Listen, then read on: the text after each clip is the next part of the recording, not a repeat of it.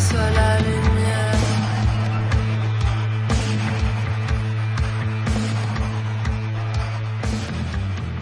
Un oiseau multicolore. Bienvenidos, bienvenidas y bienvenides a Memoriando, Palabra y Resistencia, un podcast de la historia vida de personas de los sectores LGBT en el siglo XXI, el cual busca exponer una radiografía social sobre la realidad de los crímenes de odio acaecidos sobre los cuerpos diversos en resistencia, en voz de quienes se han puesto en pie y lucharon contra los vientos adversos, venciendo y dejando huella en la lucha por los derechos humanos de las personas LGBT.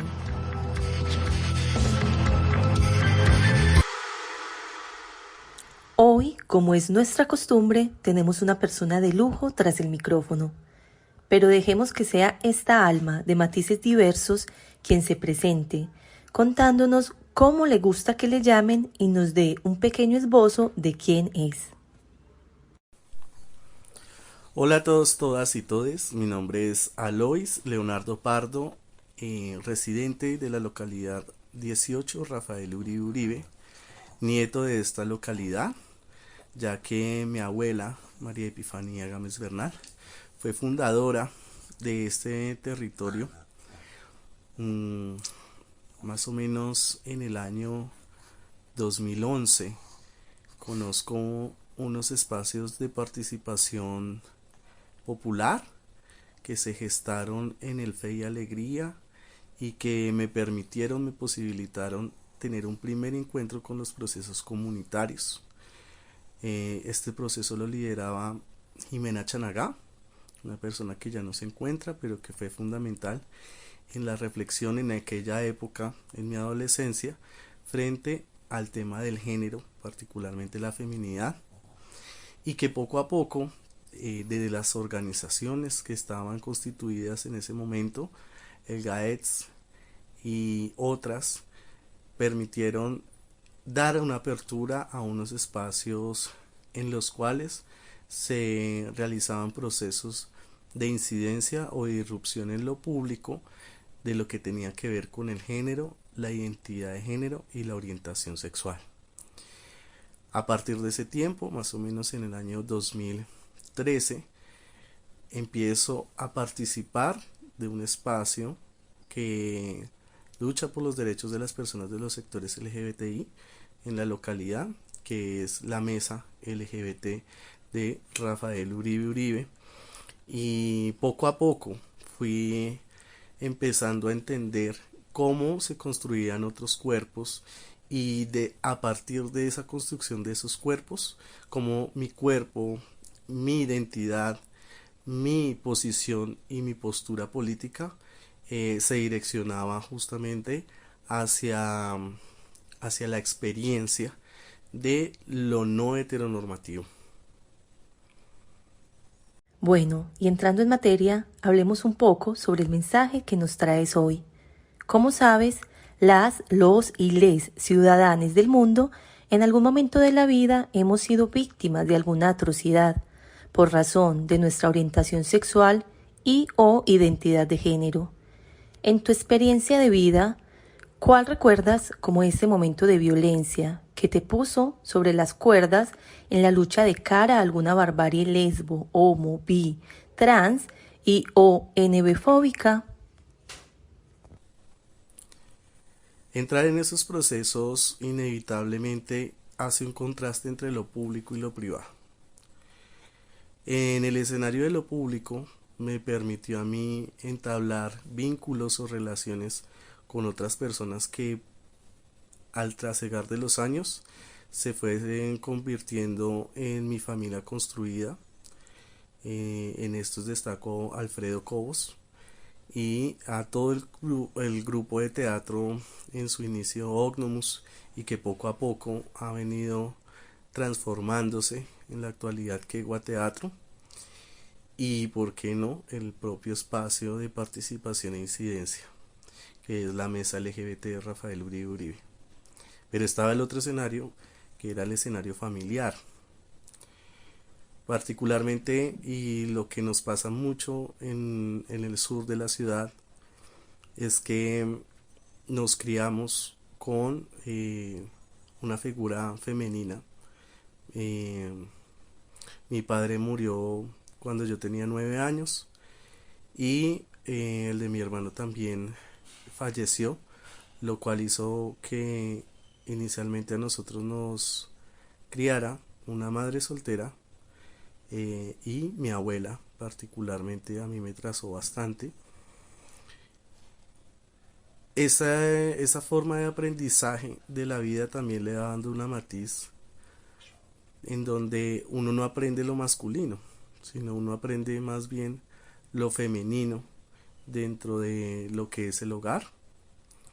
Eso, pues con el tiempo y con la adolescencia, hizo que me afrontara con el espacio de incidencia a entender el género, a cuestionar el género y empezar a apropiarme, pero que son espacios que en el ámbito de lo privado, por ejemplo en el hogar, no es tan fácil de hablar, ¿sí? Y llegó, pues, 17, 18 años, la inevitable pregunta y molesta pregunta en el hogar de ¿usted qué es? Refiriéndose a todo el aspecto de la sexualidad.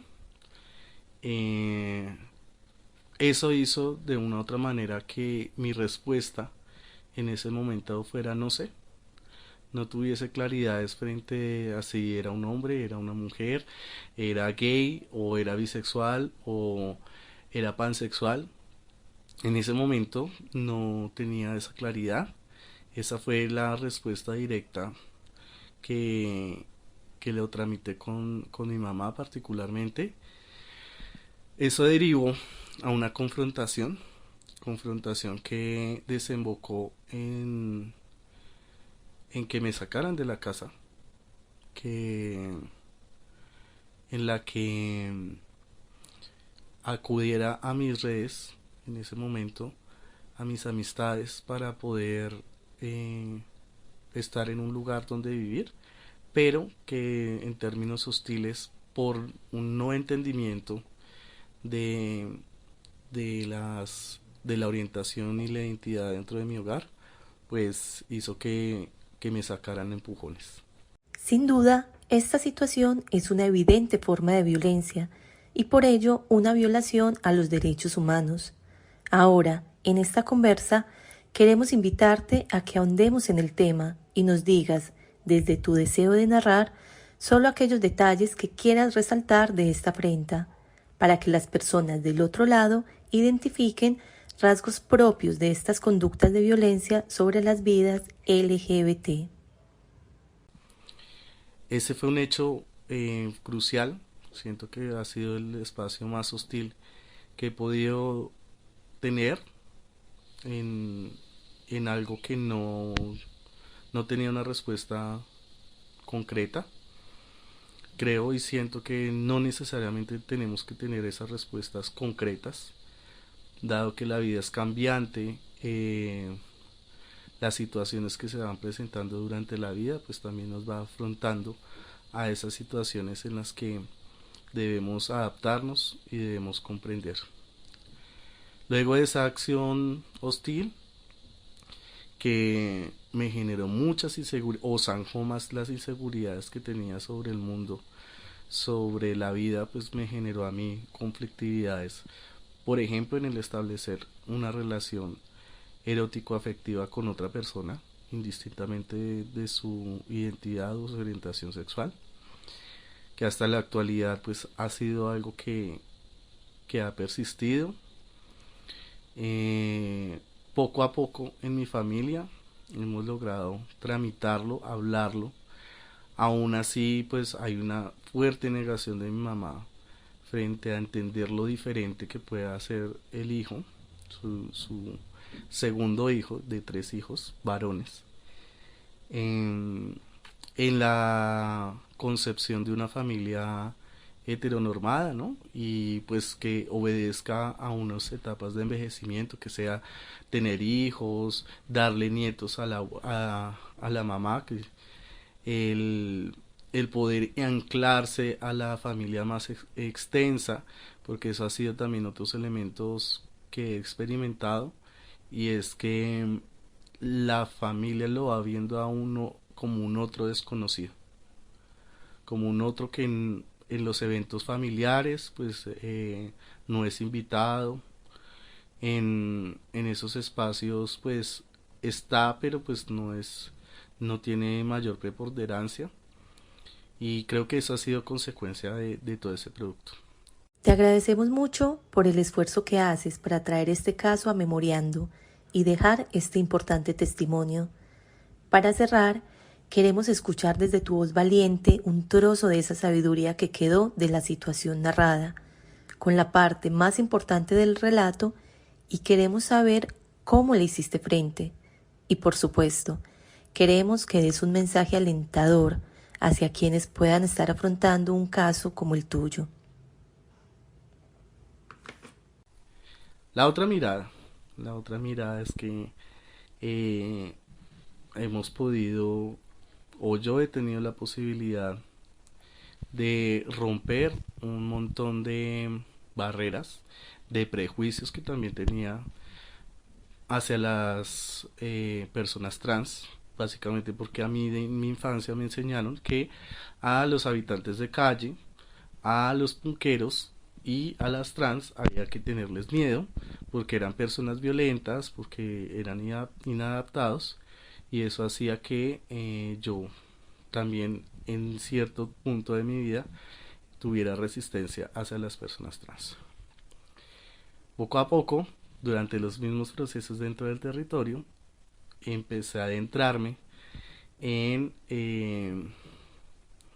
las vidas de las mujeres trans particularmente, porque la experiencia con Oliva Pardo en el momento en el que fuimos, intervenimos, hicimos un ejercicio en su peluquería, y en el momento de despedirnos nos dimos el beso de mejilla, a mí se me quiebra todos los prejuicios, y por el contrario me hace cuestionarme cómo viven las personas trans, cómo transcurre su vida, y eso me lleva a unos espacios de investigación que hacen que yo me adentre en el envejecimiento, la vejez, en el reconocimiento de las redes de cuidado que tenemos las personas que nos construimos desde la otra edad, que nos ven siempre diferentes, nos ven extraños, nos ven raros, indecisos, y eso ha hecho de una u otra manera que el círculo vincular mío sea muy público y muy comunitario.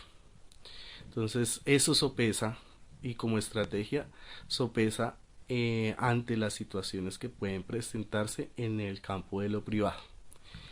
Y acá es algo bien interesante para que nos pensemos, y es qué tanto soy público y qué tanto soy privado. Y si el escenario privado me está generando unos escenarios hostiles, pues el escenario público me posibilita, me da herramientas, me da elementos que me permiten ser. ¿Sí? Lo ontológico del ser va mucho más allá de encajar en la estructura de la familia. Muchas veces las propias familias cosanguíneas son las que nos hacen poner en unos momentos, en unos factores de riesgo como el suicidio, como el consumo indebido, o más que indebido, pues irresponsable, de sustancias psicoactivas, el hecho de buscar identidades en otras personas que tal vez no nos permitan explotar o avanzar en nuestro desarrollo personal. Finalmente, la mesa ha sido uno de los espacios que ha posibilitado el desarrollo personal, tanto afectivamente, económicamente, porque de una u otra manera se han generado ciertos canales, ciertos vínculos, ciertas redes que me ha posibilitado avanzar en el aspecto profesional. Si bien no es directamente, pues hay una coacción allí que permite entender y reconocer por lo menos el discurso institucional, por lo menos el poder generar herramientas para movilizar el aspecto de lo laboral. Y los compañeros, compañeras, compañeros de la mesa fueron uno de los motivadores en los cuales yo abocara a entrar a una carrera profesional. Actualmente soy trabajador social. Y eso ha hecho de una u otra manera que mis nortes estén hacia otro lugar. El terminar la carrera, el ser el único dentro de mi familia que terminó una carrera, pues eso también me enorgullece un montón. Creo que son las herramientas que uno va adquiriendo en el trasegar del tiempo, pero que sí está muy determinado en los vínculos y en las relaciones que establecemos. Por eso el mensaje alentador para todos nuestros radioescuchas es que en la medida en que nosotros podamos construir y tejer los vínculos que nos permita generar soporte emocional, soporte social, soporte cultural, que nos inviten a salir de nuestro espacio de confort, ¿sí? Ser una persona empobrecida y no tener esa claridad en la respuesta de si eres gay, si eres lesbiana, si eres trans. Siempre son espacios de construcción, pero que esos espacios de construcción están muy permeados justamente por los vínculos que vamos generando durante el tiempo, y esos vínculos nos ayudan a crecer o por el contrario siempre nos van a llevar a unos lugares siempre destinados para las personas de los sectores LGBTI, que es el lugar del discriminado o que es el lugar del no querido. Y creo que eso se supera desde el afecto y desde lo que nosotros poco a poco vamos construyendo como común unidad. Y que eso que nos hacía daño y eso que nos afectaba un montón dentro de la casa, dentro del colegio, dentro del trabajo, pues cuando nos encontramos con otras personas que nos hacen sentir que no estamos solos, solas o soles, pues nos permiten apropiarnos de nuestra diferencia. El apropiarse de la diferencia es la mejor manera que podemos encontrar unos espacios de cuidado, de autocuidado y de entendimiento de la interdependencia. Es decir, otra persona es posible porque yo soy, y yo soy porque otras personas permiten y posibilitan que seamos. Bueno, y con este sabio mensaje cerramos este nuevo capítulo de Memoriando, no sin antes agradecer a quienes están al otro lado construyendo resistencia y memoria para las nuevas generaciones, y por supuesto a ti, que nos acompañaste hoy con tu verdad para que no termine la construcción colectiva de una sociedad más justa y libre.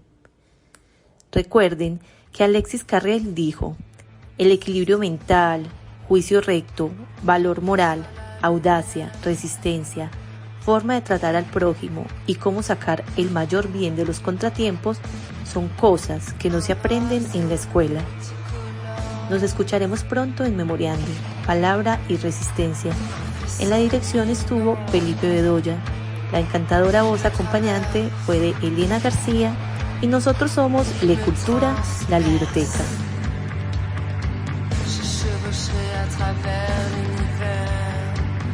Transformerai en poussière pour renaître et pour redisparaître. Je survolerai toutes ces contrées où nous sommes nés. Je n'aurai qu'à m'y arrêter pour tout recommencer.